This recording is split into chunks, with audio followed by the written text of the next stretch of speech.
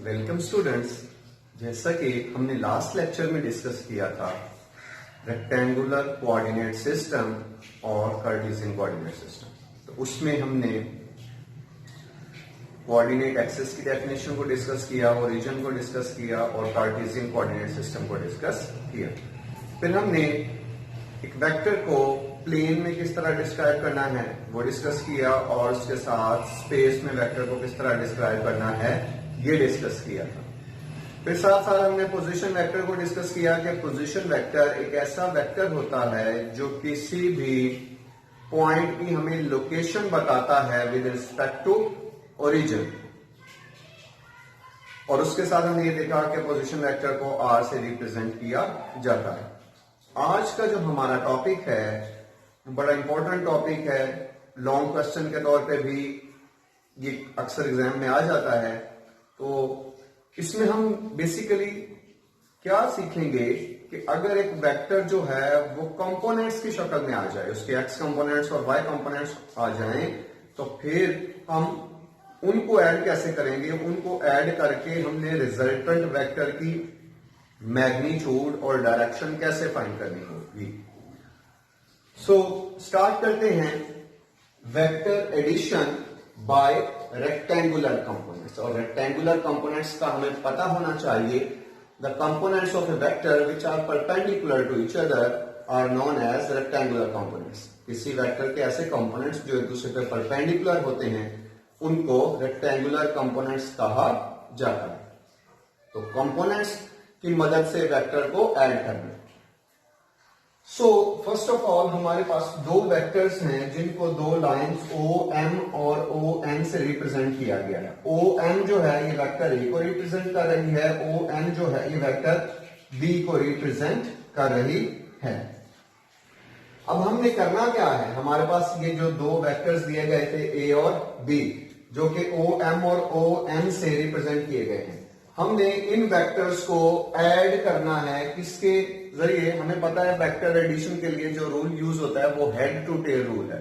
तो हम head to tell rule से ऐड करते हैं। हेड टू टेल रूल कहता है draw first vector in a given direction. जिस डायरेक्शन में आपको फर्स्ट वेक्टर दिया गया है उसी डायरेक्शन में उसको ड्रा करें। So this is O M and this is vector A. Now join the tail of second vector with the head of first vector। Second vector की टेल को फर्स्ट वेक्टर के हेड से मिला दें। तो ये वेक्टर बी है और ये आप जिस नए पॉइंट पे पहुंचा है उस पॉइंट को पी पॉइंट का नाम दे। अब इसका रिजल्टेंट वेक्टर ड्रा करना होता है। रिजल्टेंट वेक्टर में आपने क्या करना होता है, फर्स्ट वेक्टर की टेल को लास्ट वेक्टर के हेड के साथ मिलाया जाता है। So R is equal to A plus B. तो ये हमारा रिजल्टेंट वेक्टर आ गया। अब यहां से देखें फिगर से कि जो ओ पी है वो basically O M plus M P के इक्वल है। So O P is equal to O M plus M P. O P जो है वो वेक्टर आर से रिप्रेजेंट किया गया है, ओ ए जो है वो वेक्टर ए है और एम पी जो है वो वेक्टर बी है। तो हमने क्या किया कि वेक्टर्स को हेड टू टेल रूल की मदद से ऐड कर दिया। अब इससे नेक्स्ट स्टेप में हमें क्या करना होता है कि ये जितने वेक्टर्स हैं इनको इनके कंपोनेंट्स में रिजॉल्व करना है, इनको इनके कंपोनेंट्स में तोड़ना है, इनको इनके कंपोनेंट्स में अलग अलग करना है। कौन कौन से components? X component, Y component. So अगर आपने वेक्टर ए को उसके कंपोनेंट्स में रिजॉल्व करना है तो यहां से एक परपेंडिकुलर ड्रा करें जो कि एक्स एक्सिस को इस पॉइंट पे कट करता है और इस पॉइंट को नाम दे दिया क्यू का। और ये जो है ये इसका एक्स कंपोनेंट है इसलिए इसको ए एक्स से रिप्रेजेंट किया। और ये जो क्यू एन है ये इसका वाई कंपोनेंट है इसलिए इसको ए वाई से रिप्रेजेंट किया। तो हमने वेक्टर ए को उसके कंपोनेंट्स में रिजॉल्व कर लिया। अब वेक्टर बी को, वेक्टर बी देखिए यहां से स्टार्ट हो रहा है। तो वेक्टर बी अब यहां से आप एक परपेंडिकुलर ड्रा करेंगे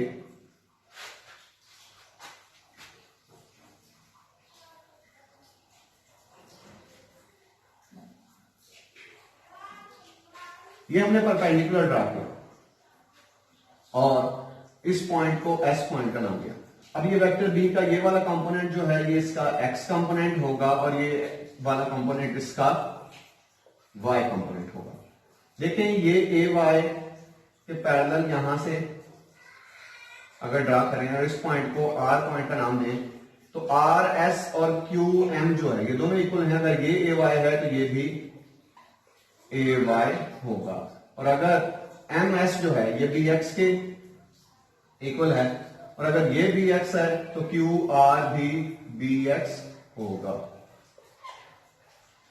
तो इस तरह हमने वेक्टर बी को भी उसके रेक्टेंगुलर कंपोनेंट्स में रिजॉल्व कर लिया।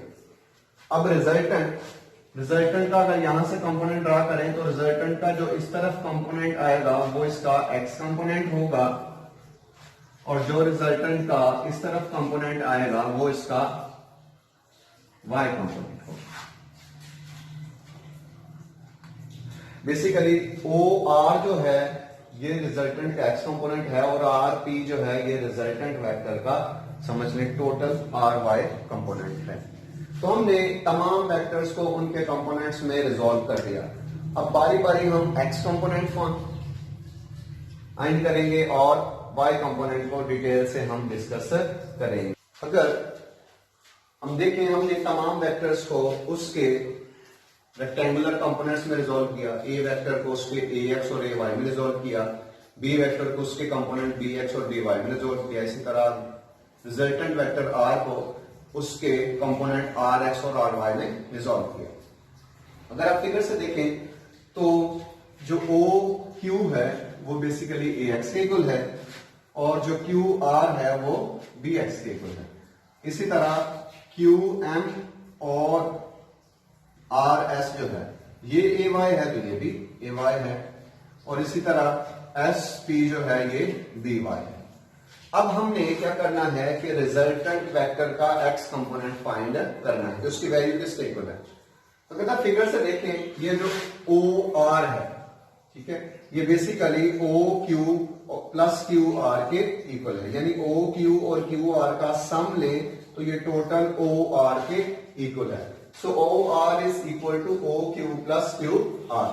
अब ओ आर जो है ओ से आर तक का टोटल फासला जो है ये आर एक्स के इक्वल है तो ये आर एक्स आ गया और ओ क्यू हम ऊपर मेंशन कर रहे हैं ये ए एक्स है तो ए एक्स और क्यू आर जो है ये बी एक्स है तो ये बी एक्स। तो यहां से R X is equal to A X plus B X. ये क्या शो कर रहा है, ये शो कर रहा है कि जो रिजल्टेंट वेक्टर का एक्स कंपोनेंट होता है वो दिए गए तमाम वेक्टर्स के एक्स कंपोनेंट्स के सम के इक्वल होता है। फिर से सुनिएगा, रिजल्टेंट वेक्टर का एक्स कंपोनेंट जो होता है वो दिए गए तमाम वेक्टर्स के एक्स कंपोनेंट्स के सम के इक्वल होता है। This shows that X component of resultant vector is equal to the sum of all the X components of given vector. कि जितने भी आपको गिवन वेक्टर्स हैं उनके तमाम के एक्स कंपोनेंट्स को ऐड करें तो आपके पास रिजल्टेंट एक्स कंपोनेंट आ जाएगा। अब वाई कंपोनेंट को डिस्कस करते हैं। वाई कंपोनेंट अगर फिर से फिगर में देखें तो ये जो आर पी है ये किसके इक्वल है। अगर आर एस और एस पी को ऐड कर दें, इनका सम लें तो ये टोटल आर पी के इक्वल है। So R P is equal to R S plus S P. अब ये जो आर पी है ये असल में हमारे पास आर वाई के इक्वल है तो ये आर वाई आ गया और एस आर एस जो है वो ऑलरेडी हम बता चुके हैं ए वाई और एस पी जो है वो बी वाई है। So R Y is equal to A Y plus B Y. ये क्या शो कर रहा है, ये शो कर रहा है कि रिजल्टेंट वेक्टर का वाई कंपोनेंट जो है वो दिए गए तमाम वेक्टर्स के वाई कंपोनेंट्स के सम के इक्वल होता है।